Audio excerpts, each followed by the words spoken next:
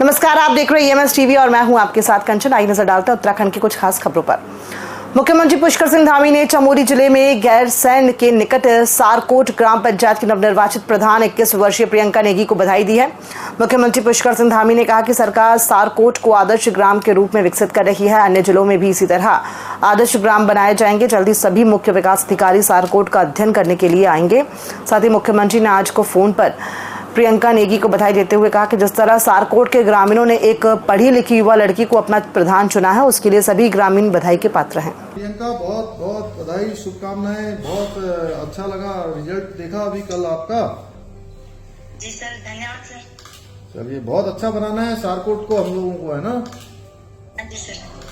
हाँ, बहुत अच्छा बनाना है। और आपने बहुत अच्छा कल स्टेटमेंट भी दिया कि हम लोग गाँव को आगे बढ़ाएंगे, करेंगे, है ना? धन्यवाद सर।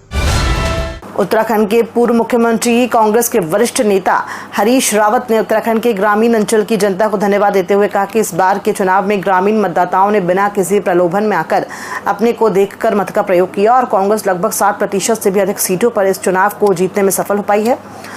अधिकतर सीटों पर उनके घोषित प्रत्याशी जीत कर आए हैं, जबकि कई अन्य सीटों पर भी कांग्रेस विचारधारा और निर्दलीय प्रत्याशियों ने जीत दर्ज की। एक तरह से इस चुनाव में ग्रामीण मतदाताओं ने सत्ता पर काबिज भाजपा को नकारने का काम किया है।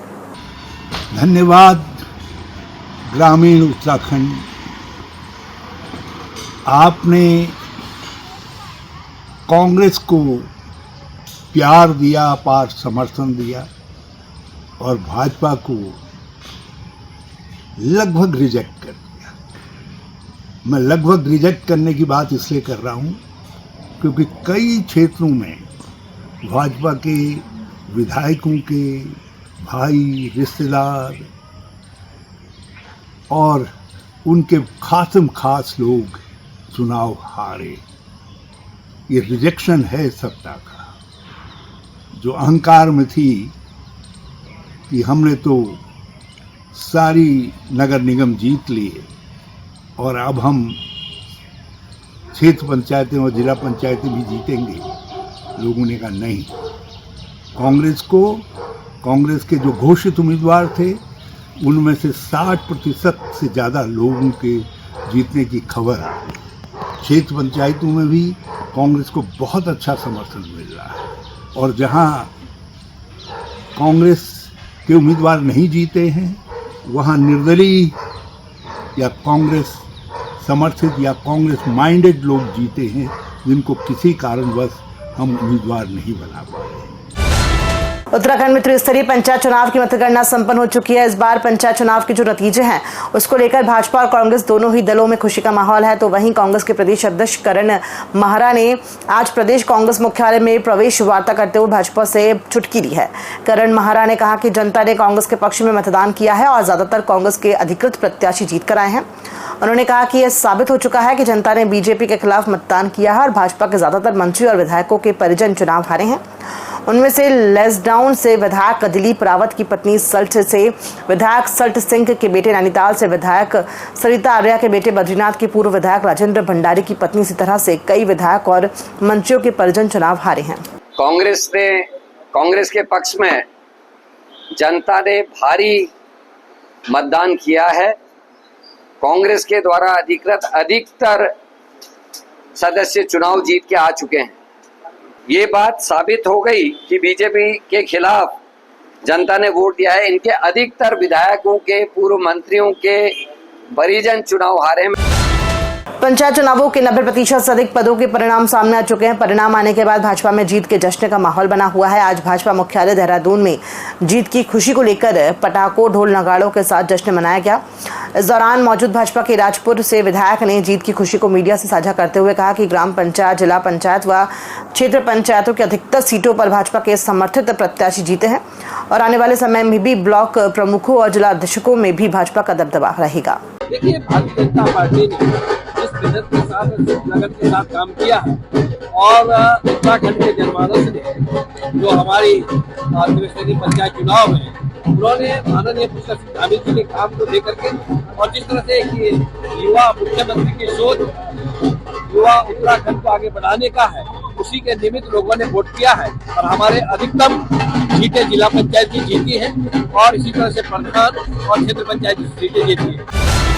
उत्तराखंड की हसीन वादियों और खुशनुमा मौसम का मजा लेने के लिए हर साल पर्यटकों की बड़ी संख्या अलग अलग पर्यटक स्थल पर पहुंचती है, जिनमें से सबसे ज्यादा लोग चारधाम यात्रा और पहाड़ों की रानी मसूरी में पहुंचते हैं। पर्यटकों के लिए सरकार ने आज से एक नई व्यवस्था लागू की है, जिसके तहत उत्तराखंड के बाहर से मसूरी पहुंचने वाले यात्रियों को ऑनलाइन पंजीकरण करना जरूरी होगा। इसके बाद ही पर्यटक मसूरी का दीदार कर सकेंगे। पंजीकरण करने के लिए पर्यटकों को उत्तराखंड पर्यटन विभाग की साइट पर पंजीकरण कराना होगा। आज से मसूरी के लिए लागू की गई इस नई व्यवस्था पर मुख्यमंत्री पुष्कर सिंह धामी ने कहा कि उत्तराखंड आने वाले पर्यटकों की सुरक्षा सरकार की प्राथमिकता है और जिसके लिए रजिस्ट्रेशन प्रक्रिया को लागू किया गया है, जो पर्यटकों की सुरक्षा के लिए बेहद जरूरी है।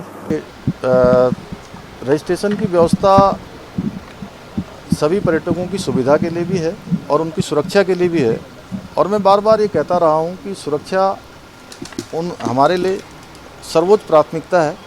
उसी को ध्यान में रखते हुए सभी प्रकार के प्रावधान किए जा रहे हैं, व्यवस्थित किया जा रहा है। सर, आज हरिद्वार के समय तो पॉजिटिव वे में अगर आप लेंगे तो एक रियल टाइम जो डेटा है हम लोग कैप्चर करेंगे इसमें, और इसमें पोर्टल के माध्यम से उनको एक रजिस्ट्रेशन अपना कराना है।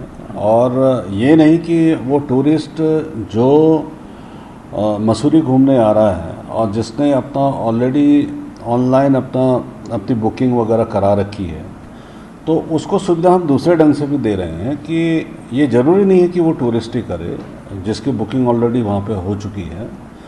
हम इसको एक लिंक हम लोगों ने होटल एसोसिएशन इन लोग को भी दिया है कि जो उनके पास बुकिंग उपलब्ध है उसके आधार पर भी वो उसमें इस पोर्टल में रजिस्ट्रेशन करें। उसके दो फ़ायदे हैं। दो फायदे इस सेंस में हैं कि एक तो जो टूरिस्ट आ रहा है उसको बेवजह परेशान होने की ज़रूरत नहीं है, और दूसरी चीज़ जब होटल एसोसिएशन वाले या होटल वाले इसका रजिस्ट्रेशन करेंगे, एयरबीएनबी वाले करेंगे, होम स्टे वाले करेंगे, इवन धर्मशाला वाले भी, तो एक रियल टाइम जो डाटा हम लोग को मिलेगा उसको हम एडमिनिस्ट्रेशन को शेयर करेंगे। हरेला उत्तराखंड का एक महत्वपूर्ण त्योहार है जो हरियाली और प्रकृति की पूजा का प्रतीक भी माना जाता है। विशेष तौर से कुमाऊं क्षेत्र में इसे विशेष रूप से मनाया जाता है। माना जाता है कि जितना अच्छा हरेला होगा उतना ही अच्छी इस साल फसल होगी। इसके साथ ही कुछ जगहों पर हरेले पर शिव पार्वती की पूजा भी होती है। यार वही देहरादून के मेयर सौरभ थपलियाल ने हरेला पर बात करते हुए कहा कि मुख्यमंत्री के निर्देशों के अनुसार इस बार नगर निगम देहरादून ने 1 लाख पेड़ लगाने का संकल्प लिया है। देखिए, हरेला पर्व जो है इस बार हमने नगर निगम ने और माननीय मुख्यमंत्री जी ने जैसे कहा था कि 5 लाख पौधे लगाएंगे हम लोग, तो नगर निगम ने अपना लक्ष्य रखा कि हम 1 लाख जो पौधे हैं वो लगाकर माननीय मुख्यमंत्री जी के इस जो उनका एक पुनीत संकल्प है इसमें सहयोगी हम लोग बनेंगे। तो इसके मद्देनजर हमने इसके लिए पूरा एक अपना कैलेंडर तक तैयार किया है। प्रतिदिन किसी दिन हम नगर निगम के कर्मियों के माध्यम से, किसी दिन हम महिला समूहों के माध्यम से, किसी दिन हम युवा शक्ति के माध्यम से, किसी दिन एनजीओज के माध्यम से, किसी दिन हम जो है वो अब आगे जाके भी हमने उसमें कई चीजें रखी भी हैं और 1-2 चीजें हम उसमें जोड़ने वाले हैं। किसी दिन हमने पेंटिंग कंपटीशन इसके लिए कराया। अभी एक वाद विवाद प्रतियोगिता भी हम इसके संदर्भ में ही करवाने जा रहे हैं, ताकि समाज में एक जो है इसके प्रति लोगों के अंदर एक रुझान आए।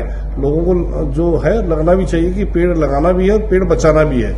इसी से हमारी जीवन जो है आगे बसने वाला है, सृष्टि आगे बसने वाली है। खबरों में फिलहाल इतना ही। दीजिए इजाजत। नमस्कार।